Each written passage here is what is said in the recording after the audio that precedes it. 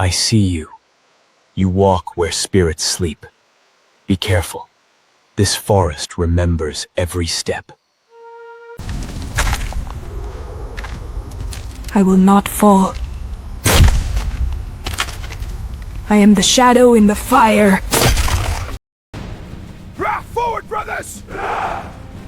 We charge one!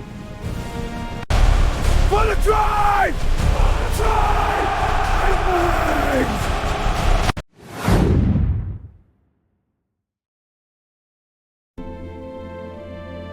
Pandora n'est plus la même depuis la dernière guerre. La forêt respire encore, mais une douleur invisible parcourt chaque racine et chaque rivière. Jake Sully observe ce monde qu'il a juré de protéger, conscient que chaque victoire laisse derrière elle des cicatrices. Neytiri ressent la colère de la planète, une colère qui gronde comme un feu sous la cendre.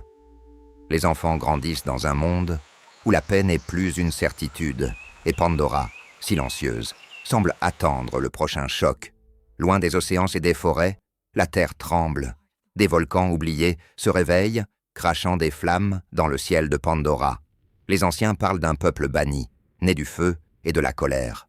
Leur retour n'est pas un hasard, mais une réponse à des siècles d'exil. Le feu n'est pas seulement destruction, il est aussi mémoire. Et cette mémoire revient réclamer son dû. Le clan des cendres ne ressemble à aucun autre. Leur peau est marquée par la suie, leurs yeux brûlent d'une rage ancienne. Ils ont appris à survivre là où la nature est hostile, là où la compassion meurt vite. Pour eux, Pandora n'est pas une mère, mais une épreuve. Leur chef croit que seule la domination sauvera leur peuple, et cette croyance va tout changer.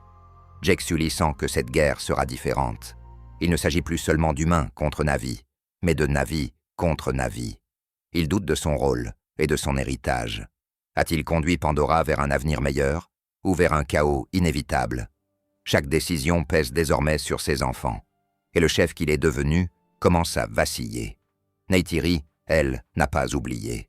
La perte, la violence et les sacrifices ont nourri une colère profonde. Elle sent que la patience n'est plus une option. Face au feu, elle répond par le feu du cœur. Sa vision de la protection de Pandora devient plus radicale. Et cette radicalité inquiète même ceux qui l'aiment. Les enfants Sully ne sont plus des spectateurs. Ils ressentent la fracture qui traverse Pandora. Chacun réagit différemment. Peur, colère, curiosité ou rébellion. Ils comprennent que l'héritage de leurs parents est aussi un fardeau. Leur innocence se fissure face à la réalité du monde. Et l'avenir de Pandora repose peut-être sur leur choix. Les chefs Na'vi se réunissent pour éviter l'irréparable. Les mots remplacent les armes, mais la tension est palpable. Le clan des cendres refuse toute soumission. Pour eux, la guerre est une purification.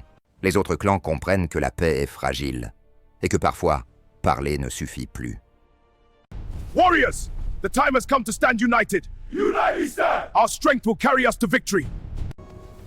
Le conflit atteint un symbole brutal. Le feu affronte l'eau. La lave rencontre l'océan. Pandora elle-même semble souffrir. Chaque explosion rappelle que l'équilibre est rompu. Les anciens mythes prennent vie sous les yeux des combattants. Et personne ne sort indemne de cette confrontation.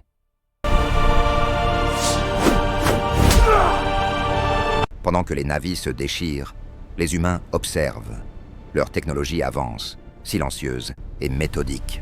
Ils savent exploiter la division. Pour eux, Pandora reste une ressource, pas un foyer.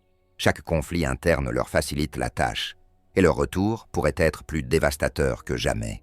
Jake comprend qu'il ne peut plus rester neutre. Il doit choisir entre la paix fragile et la confrontation nécessaire. Ce choix pourrait lui coûter tout ce qu'il aime. Il accepte enfin que le rôle de leader implique le sacrifice. Pandora n'a pas besoin d'un héros parfait. Elle en a besoin d'un protecteur prêt à tout. Neytiri va plus loin que jamais. Sa douleur devient une arme. Elle incarne la vengeance de Pandora. Mais chaque pas vers la violence l'éloigne de ce qu'elle était. Ceux qui la suivent hésitent, et la frontière entre justice et destruction s'efface. Le clan des cendres réalise que le feu qu'il vénère ne fait pas de distinction. Il détruit alliés et ennemis. Les fissures apparaissent dans leur foi. Certains doutent, d'autres s'enfoncent dans la folie. Le feu révèle la vérité de chacun, et cette vérité est brutale. La bataille finale approche, et les pertes s'accumulent. Chaque cri résonne dans la forêt. Les survivants portent le poids de ceux qui sont tombés. La victoire n'a plus le goût du triomphe, seulement celui du deuil. Pandora pleure ses enfants.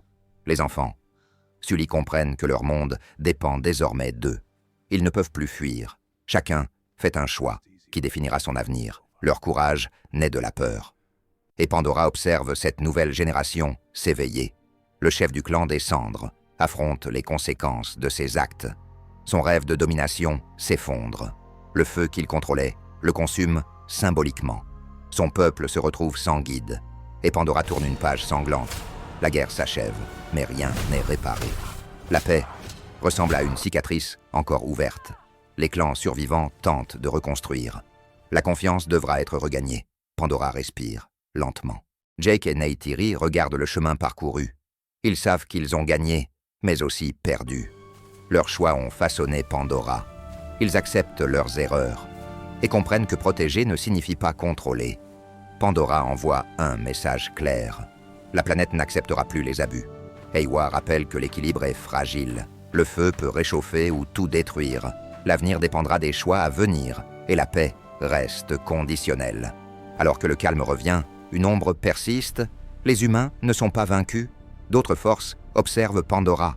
Le feu n'était qu'un début et l'histoire est loin d'être terminée. Pandora se souvient de tout, du feu, de la cendre, du sang et des larmes.